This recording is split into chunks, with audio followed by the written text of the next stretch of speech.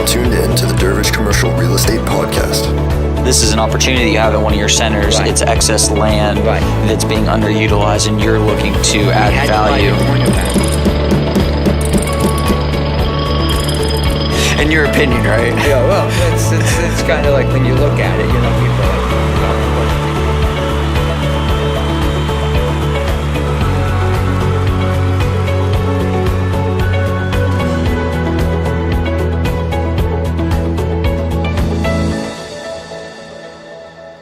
Hi, Jeff Dervech with Dervech Real Estate here.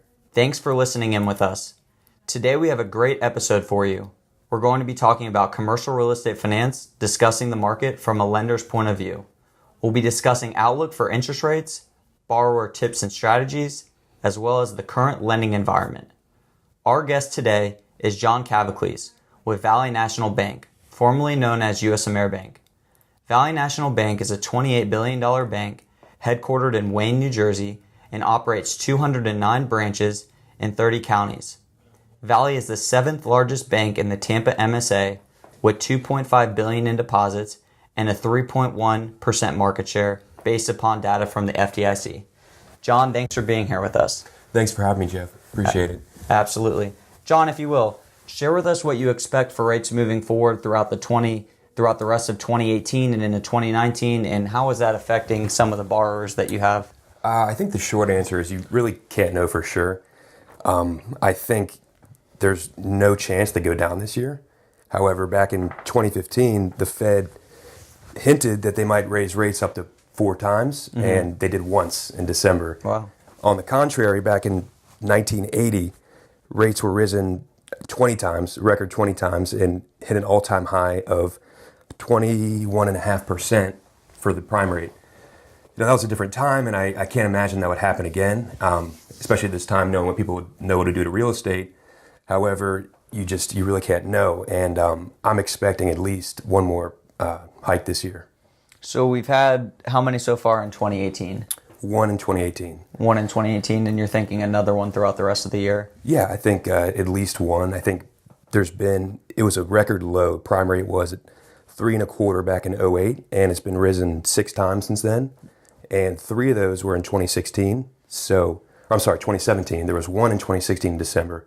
So 2017, there's 3 rate hikes and 1 so far in 2018. And that's the direction it's heading. But to say that it's going to be 4 rate hikes because that's what the Fed said is not really a safe bet historically, because they'll hint at it and get people comfortable with the idea of it, but it won't necessarily happen on that level. As far as borrowing, I think people are definitely paying attention to it, and a lot of people are looking to refinance and lock in a rate for a long term, given the current situation. But it's really like I said, the short answer is you can't know for sure. It's a rising rate environment. They're going to go up if they're going to move, and I'm expecting at least one more raise this year. When they do make the announcement that they are raising the rate, how quickly does that actually affect the interest rates from the bank stance that you're offering to borrowers? It's immediate. And so sometimes we'll send a term sheet out or commit to a deal that the closing dragged out. I mean, the approval process takes some time, and the closing certainly takes some time. So it can drag out, and they can lock in a rate before that rise has happened. But if today the Fed decides to raise the prime rate or LIBOR's up, and I'm going to quote a rate for a new deal, it's going to be effective today because we're always paying attention to it. And so our rates are always based on the immediate actual rate at the time. Gotcha. Very interesting. Awesome. Appreciate your insight on that. Sure. Now, over at Valley National, the approval process is something that a borrower has to go through. You guys want to understand who the borrower is, what the asset is, what you're lending on, and how you guys are going to get repaid, right? Because that's what you're in the business of, lending money. Over at your bank, could you just run us through like the typical loan approval process, kind of from start to finish, time frame, items required, things like that for commercial real estate deal? Sure. So at a lot of bigger banks, it's a really cookie cutter process. It's not it doesn't fluctuate, and it's very, very strict. But we're essentially a local bank. I mean, we were acquired by Valley last year, and however, our policies are pretty much the same. I work right next to the chief credit officer, and so if there's a new deal, instead of sending it into the corporate process, I walk over to the credit manager and I talk to him. I discuss the deal, and of course, it's not approved and signed off on at that time, but I can get a high level idea of if it's a good deal, if we're okay to go through with it, and I can communicate that to the borrower. And so it's a really good way to get a quick answer and to know where it stands, whereas you'll kind of be left in limbo with true bigger banks that don't have the community regional bank feel. And we have the same group we were acquired, and but we still have the same process, and it's a quick turnaround. That's awesome. Yeah, no, I think it's really important that you get answers back to the potential borrower as quickly as you can, because they're looking at a deal. Typically, a lot of the times, they're under contract on a deal, and they have time frames that they have to meet. And the fact that you can kind of give it a glance and see if it's going to make sense for your bank at the time to move forward with or not, I think that says a lot to what you guys do, because it a quick no is better than a long drawn out maybe. And I wouldn't send somebody a term sheet or give them the high level okay unless I felt strongly about it, because it's a big deal if somebody has gotten a verbal commitment from a bank that they can move forward with a deal, and then it gets shot down in the formal approval process later on. They're stuck without financing and need to close in however many days, and so it's a very important thing to be upfront about that and really have a clear picture of what you can and cannot do. Cool. So say I am a potential borrower and I come to you and I said, John, I have a strip center that I want to buy. We're under contract on it.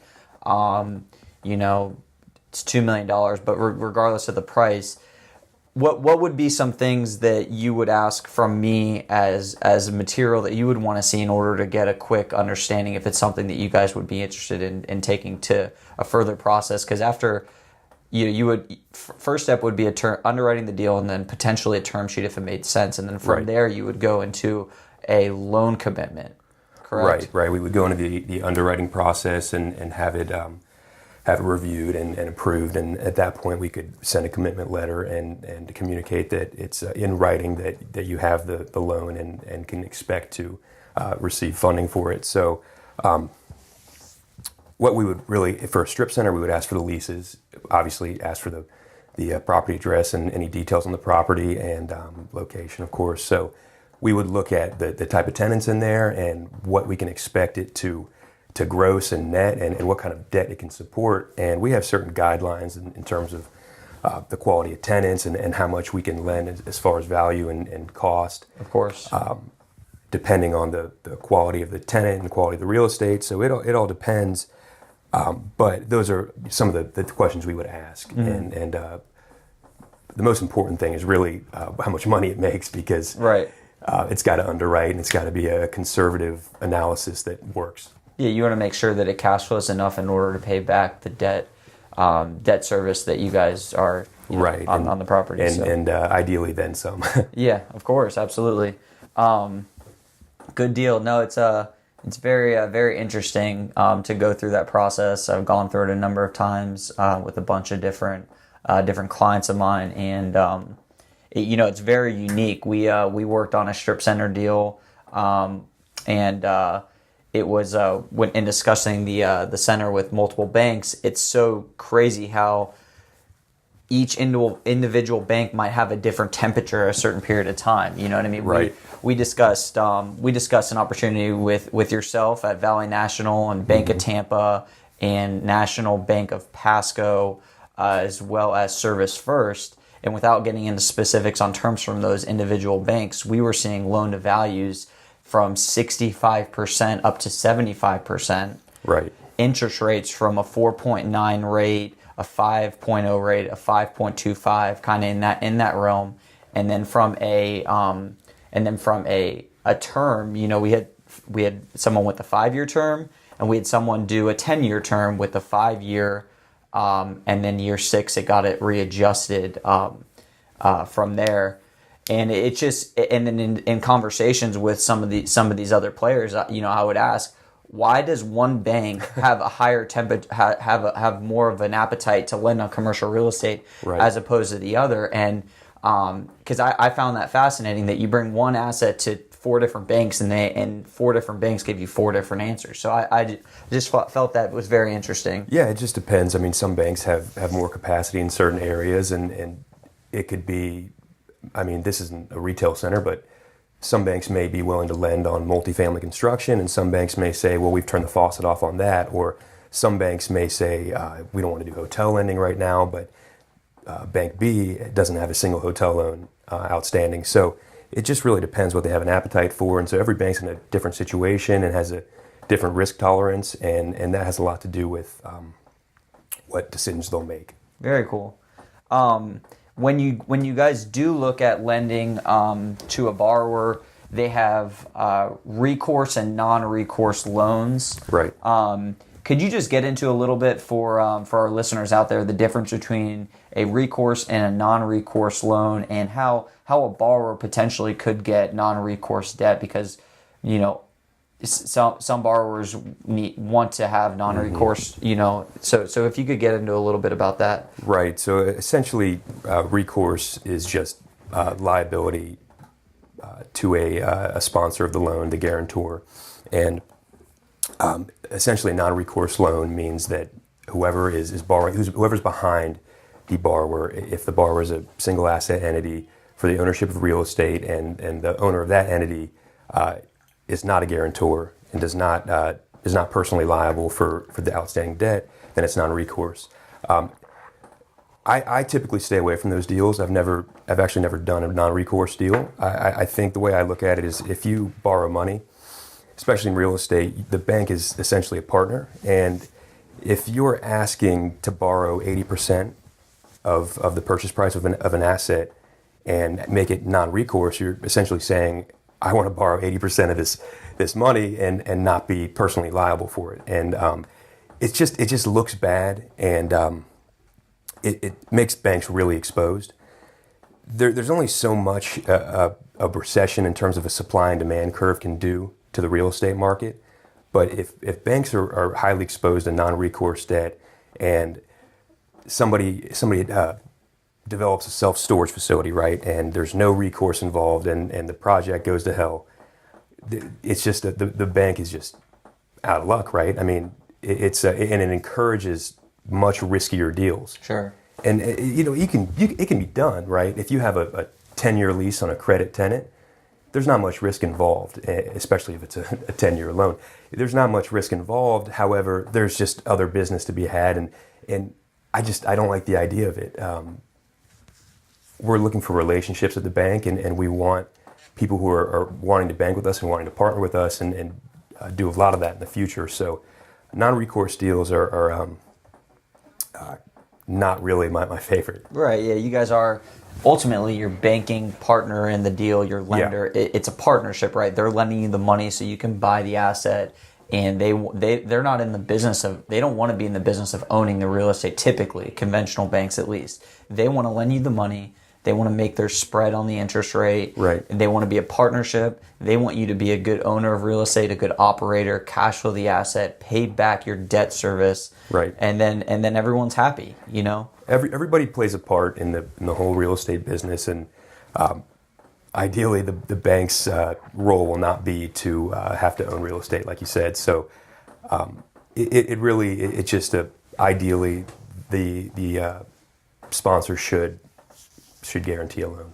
What have you seen in other situations where, I know you said you haven't really done much non-recourse, but at what point does it become something the bank will consider? Is that typically when there's enough equity in the deal? Say someone is putting 50% up equity, the bank's like, okay, well, there's 50% right. equity into this deal. We'll do it non-recourse, because if for some reason we have to take the asset back, the collateral back, we know that we have it 50 cents on the dollar, more or less. Right. Yeah, it's a doable thing. It's just like you said, a lot of equity, low leverage, and a very strong type of property in terms of the cash flow and the tenant or anything from that standpoint. Good deal.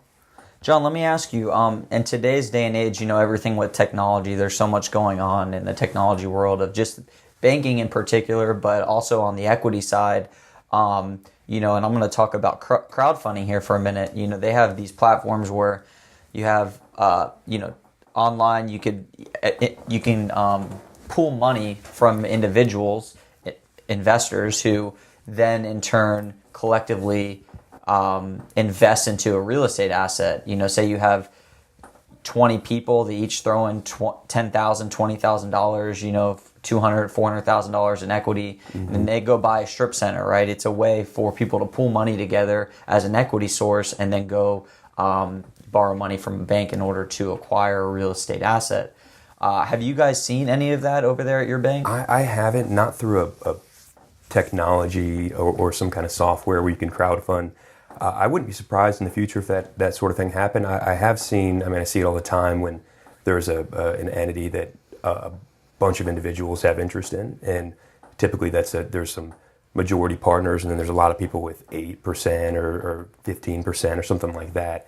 And so we see a lot of sliced up ownership like that with small partners, but not through a software or anything like that, or any website. No, not yet. There's programs like that online. I was just curious to see if you've had any borrowers come to you collectively as a group where they were all crowdfunded capital sources to come as one borrower.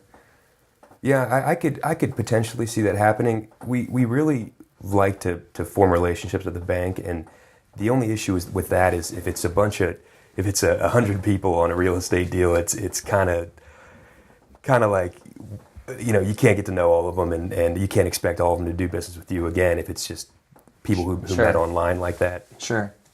On the so let's just talk about just kind of the pie chart of like what's coming in, what you guys are seeing from your side into the bank. On the loans that you're seeing right now, that you're doing right now, how many of them would you say are refinances? How many of them are financing a new acquisition, or how many of them are doing development projects? Like, what do you see the potential borrowers coming in, looking for money? What are you seeing as kind of the pie chart of what they're looking for money for? I'd say it's pretty equally split up. I think as far as a refi, people aren't looking to refi as much right now if they borrowed a loan in 2015 or 2016, because rates have been on the rise, as you know, and they have been since 2008.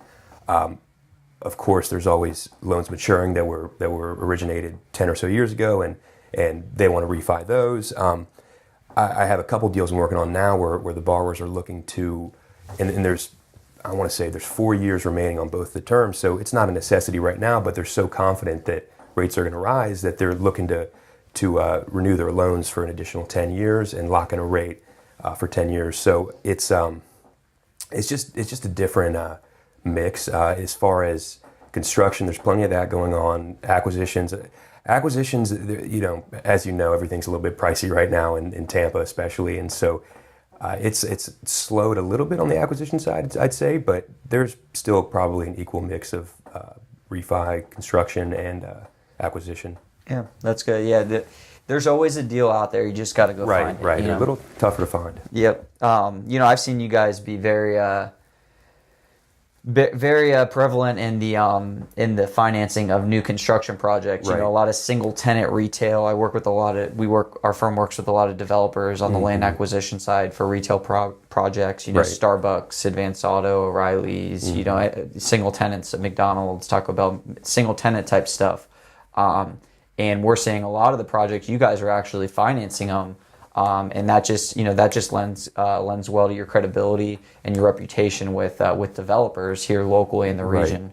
Right, and we like those kind of relationships because a lot of developers, of the merchant developers and single tenant, credit tenant developers, they form relationships with these companies and end up just doing a lot of these projects, and so they have a relationship with the tenant, and we have a relationship with the developer, and so it's a good bond to have, and you continue to see those similar type projects, and when we're accustomed to doing them, and so as you can imagine, the approval process with something like that is really smooth because we've seen pretty much an identical project. It's just on a different site, and it's the same idea, and the leases look practically identical, and so it's a kind of relationship we're really interested in building. Sure, and you know the developer well. You've underwritten for them in the past. Right. You know their history. You know their track record. You know what what they're capable of.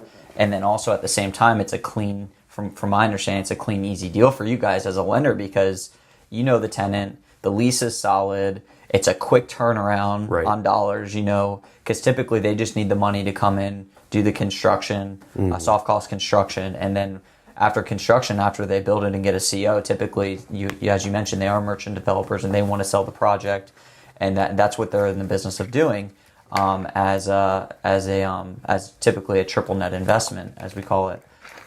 So no, I think that's really cool, and we are seeing you guys out there doing a lot of stuff, and so that's great. Generically speaking, we have a borrower that is looking to refinance or buy a strip center or a retail property. And what would you say, foresight, just kind of tips and strategies for borrowers? What would you say? How far in advance should they start looking?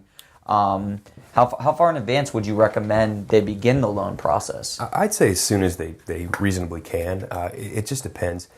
If it's an acquisition or a refi, you know what your loan amount's going to be. In the case of an acquisition, you have a contract on the property, you're planning to close in, call it 3 months, and it really just can't hurt to get your loan approved and closed and ready to fund the day that you want to close.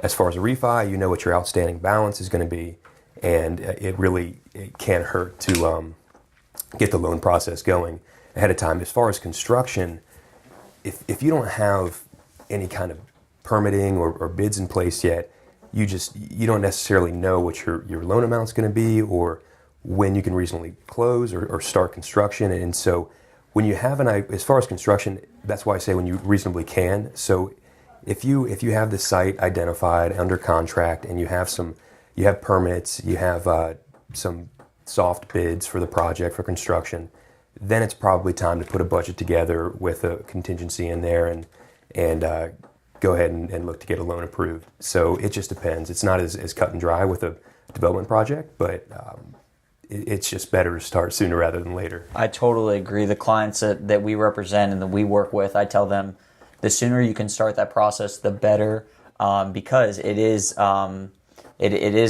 process to go through, and it's better for the bank to understand who the borrower is, even if the deal doesn't go through for them, because ultimately they're underwritten, and then you know who as a bank, you know who your borrower is, and it makes it just easier for when the next deal comes apart. Even if someone's looking to acquire deals, go ahead, go speak with your banks, give them the information that they need, tax returns and whatnot, so they can understand who you are, so that when a deal does come up, it makes the process more streamlined. But in conversations with you and working with y'all's bank, it appears to be about a 30 day fast, 60-day process. So prepare for that. Right. In the world out there.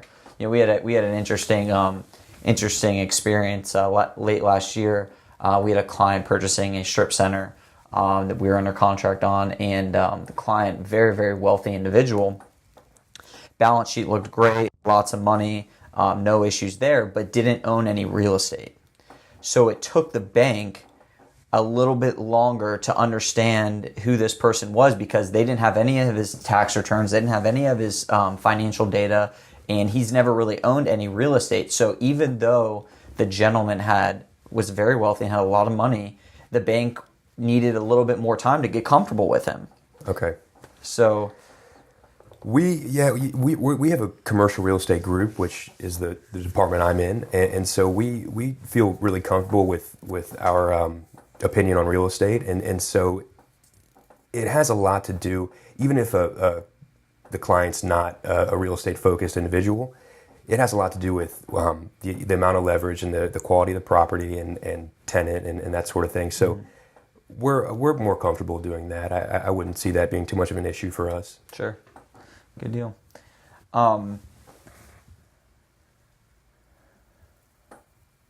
Heard some at this time, in the market, hearing some lenders are requiring more equity into the deals, right? Right. 40, 35% equity. Why is that? And is that the case from what you're hearing as well? It just depends on the type of property. I will say, as far as hotels go, for a lot of banks, I know right now hotels are just seeing record numbers. And when you see a property, and this is pretty frequent with hotels currently, and a lot of it actually has to do with Irma from last year. 17 numbers are just off the charts because of that time of the year when Irma came around and everybody's staying in hotels, and so if you're looking at a net number on a hotel profit and loss statement, you're seeing a 20% or sometimes more increase from the prior year, and even more from the year before that, and it's kind of like, is that sustainable? And can we? You don't want to max out leverage for what 2017 was able to support, because if you look 3 years ago, it's not going to work from a debt service coverage ratio standpoint. So you really want it to work for more than a couple of years, because you want it to see some actual stable cash flow. And so a lot of equity has been required in those type of properties for banks. And another thing I'll point out, and I don't mean to knock these guys, because I have good friends at both companies, but to mention some of the multifamily teams at companies like Marcus & Millichap and Franklin Street in Tampa, in the $5 million and under multifamily space, people are buying multifamily at such a high per door amount that it's almost impossible to lend on at traditional leverage amounts. They'll price to the point where you have to bump the rents every time to make it work and actually make some money off of it. That it's like, we're just going to have to require more equity, because it just doesn't underwrite. And so if you're buying an apartment complex for $175 a door, it just doesn't work from a debt standpoint. And so in those scenarios, a hotel or a multifamily, more equity is required sometimes in this current market. What's a range on that multifamily As far as LTV? Oh, well, we can go up to 80%. But on the smaller multifamily deals here that are really, really pushing on the forecasting out rents and saying you need to hit, in order to get your whatever cap, your 6 cap, you have to it's looking at projected future rental growth. See, yeah, we initially, unless it's a long time customer, we'd like to see that it works initially. And so that's been sort of the struggle of people expecting to get those high leverage amounts, even if it doesn't work initially, because people just think, well, this is how lending works, right? You get 80% of your purchase price, and that's just how it goes. But it's just really what works, and if it works at that amount, that's great. But if it doesn't, you have to adjust accordingly, because you wouldn't want to originate a loan where the primary source of repayment is not a viable one. Absolutely, and I know a lot of individuals around here, a lot of investment groups that have assets here on the west coast of Florida, and they do bank with you guys. And I know you guys have been flexible to work with them. Maybe they own 5 or 10 multifamily complexes. They're free and clear, and so you're willing to work with them a little bit because you know them and you know their portfolio and how well that's doing, and so you know what they've done track record wise in the past on coming in and rehabbing some of these units and creating upside in them and whatnot. Oh, yeah. So I think it's individually based too on kind of what they're known to do. Right.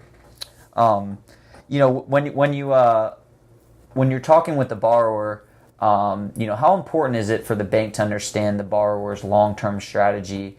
How does this help place them into a product? So it just depends, because going back to the credit tenant, single tenant developers we were mentioning, for a situation like that, the type of developers who build a property and end up selling it, and they get a lease in place, they stabilize and sell it, it would just be a 2-year construction loan and floating interest rate. However, if somebody's looking to buy a property and hold it as a long-term investment, it's typically smarter to fix the rate in case of interest rate increases, and fix the rate and make it a longer term because they're holding it for a long term. Of course, it's a long-term investment.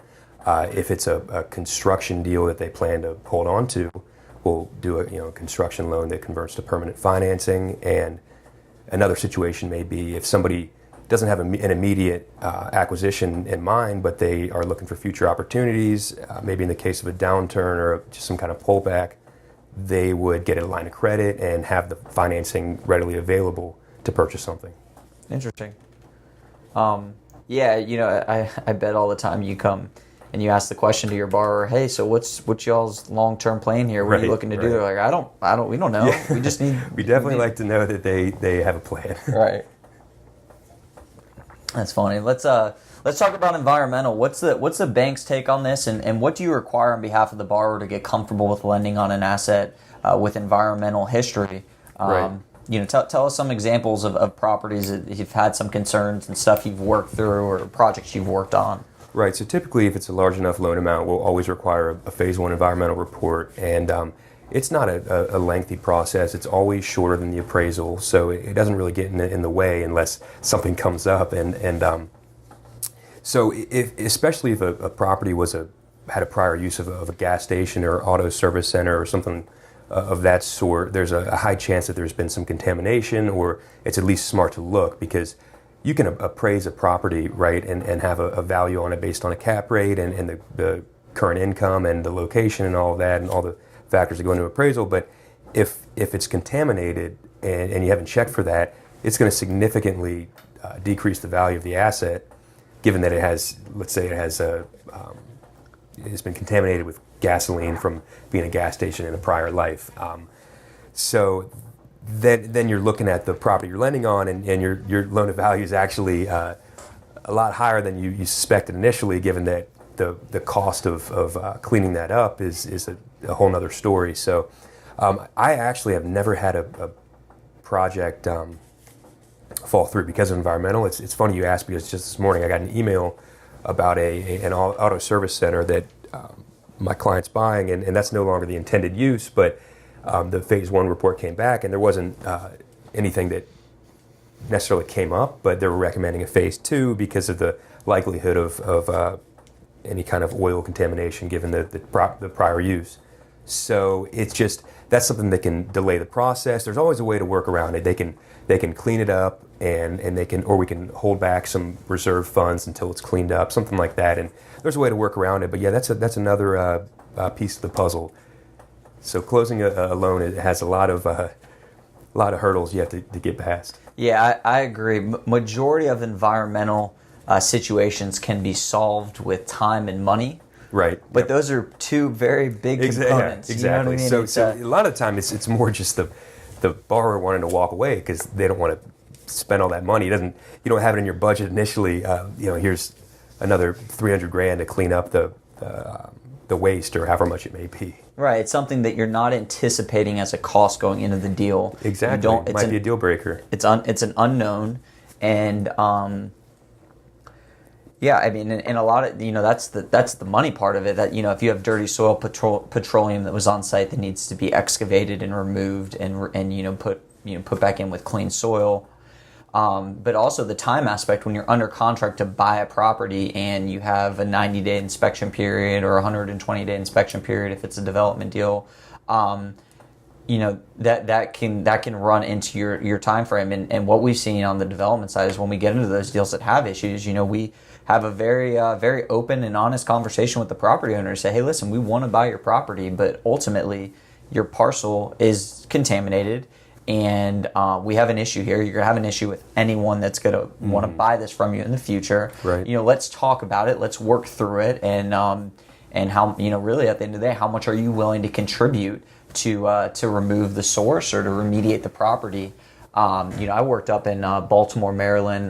My past life with Bose Development Group, a single tenant retail developer based out of Clearwater. They operate on a national front, and we were up in the Mid-Atlantic markets. Working for Family Dollar stores, and it was very interesting. Almost every single property or project that we came across that we worked on had an environmental concern to some degree. And we would have 150-day inspection periods or so, and we would get our tenant on board, go through the preliminary items during the inspection period, title, survey, stuff like that. And then when we get to the phase one, almost ending the inspection period, almost everything came up dirty. So we would do a phase one report study, which is an historical site assessment, which looks at and researches the history of the actual property and the surrounding uses. It's an historical assessment. And if that comes out and they recommend, well, we think there might be an issue there, we recommend that you do a phase two and actually poke into the ground, look at the soil, and see if the soil has any density of contaminants in it. We were seeing that was almost every single time we were needing to go to a phase two. So we just got to a point in some deals that we were just like, let's just go ahead and do the phase two right off the bat. Yeah. And it was very interesting, the properties that did have the issues, going back to the property owners and discussing it with them and working through that component. It was a very it was a challenge at times where some of the owner says, hey, listen, it's dirty, I know it, I'm not going to do anything about it. And at that point you got to decide, does the deal hold the capacity in it to spend those funds? Did it have enough in the deal to do that, or is it a deal that you just have to walk away from and find another site or not do the site? And so that was that was very interesting, and sometimes it was kind of unique where the property owner, we would want to have the property cleaned up prior to closing, but if the property owner was like, well, I don't want to clean up the property, and then you guys didn't actually end up cashing out and closing on the deal, then I just cleaned up the property, I spent money on it, which I probably need to do anyways. And so what we would end up doing on some of our deals that I've worked on in the past is we would actually escrow funds, or we would have the seller escrow the funds to clean up the project. So we would actually close on it. There'd be money sitting in escrow. So when we close on it, we can use those funds and know that the money was there in order to come in, dig up the soil, clean up the site, and then everything was good. But it does have a huge impact, especially on the triple net deals that do have any environmental concern, because ultimately the person buying the site is an investor. Typically they're 1031 money, guys out of New York, guys out of California, guys out of Texas, all over the country that are buying this thing. And when they look at it, they look at the deal, the economics make sense, but they look at a phase one environmental report or a phase two environmental report and see there was an issue, and they wipe their hands clean and say, this isn't something that we're willing to get into. And it does impact, it takes a ding to the capitalization rate, the cap rate. So it is very important. And that's a perfect example of why you should start the process sooner rather than later. If best case scenario, and this is really usually best case scenario, you can close a loan in a month. That's if everything goes perfectly, and there's usually something. I mean, it's like if a loan closes in a month, that means it's the day the appraisal is completed and reviewed, and it's good to go. But if something like that comes up, there's just no telling how long it can take, and so it's just smart to just hop on it as soon as you can. Absolutely. And so, John, I envy what you do over at the bank. I think it's really cool. You get to work with a lot of different clients on a lot of different projects in a lot of different asset classes, from multifamily to retail to industrial to office. I think that's really, really cool. And in a fiduciary capacity, you get to actually look at the deal, the economics of the deal, understand the deal. So that's very cool. What's been the most exciting deal for you that you've looked at, the past 24 months or so, let's say? So the bank's been responsible for Armature Works.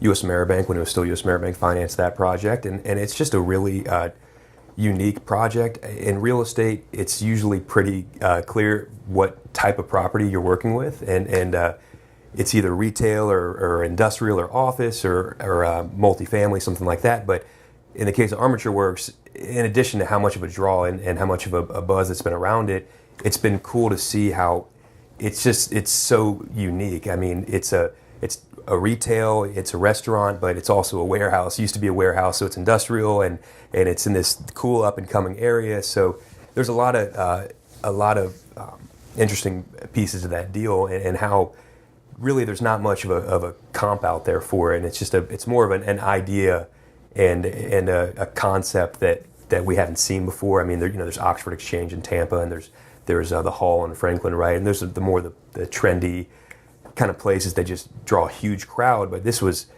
twice the size of both of them, or more than that, and right there on the Hillsborough River next to Eulalie, and I got to go visit the project when it was not yet completed, and I kind of saw the whole thing come to fruition, and to see how well it's done it's been a pretty cool process to really be a part of. That's awesome. That specific project is amazing. It really does give a sense of community when you go there. You know what I mean? You can see the people interacting. It's a place to go. And from the entertainment side, it's definitely very, very entertainment driven. People go there for the experience. They have weddings there. I think they have 4 wedding halls and it's just restaurants, and it's something you can't replicate online. It's a reason to go out of the house and go somewhere, and that's where retail has to go in today's day and age. You have to create destinations that are entertainment driven, that are service oriented driven, that's really how you're going to compete in today's world. And I think they did a great job with that project. And what you said as it relates to a comp, I never really thought about that, but that makes complete sense. Like, how do you look at something to compare to that from an appraisal stance, from a banking stance, and so interesting. And the banks, as everybody knows, are typically pretty conservative, and so to see a deal that is not would typically not be an easy deal for a bank, because it's not a really proven concept. It's more of an idea, like we said, and that was cool to see that happen. And you hear a lot of real estate projects that people propose, like converting an old hospital to something else, and just all these ideas that sound great on the surface, and sometimes they work out, but a lot of times they don't. And to see a project where they converted what was the old Tampa waterworks facility, whatever, and they make it into a trendy restaurant, retail, just any kind of day spot destination. It's a cool thing to see actually be a success. And from what you said, when you work on a project, you see it from the start to the finish, and then you, as yourself, you've been saying, an end result, you go to the project, you experience it, you sit there, you live it, you look at people ordering, eating, enjoying themselves. It's a really neat thing. So, John, I want to thank you for your time today. I've really enjoyed, chatting about this, and thank you for your time. We love commercial real estate. I know you love commercial real estate, and it's so awesome to wake up every day and do something that you love. And so with that, we're so fortunate. So thanks a lot, John. Thank you, Jeff. Appreciate it.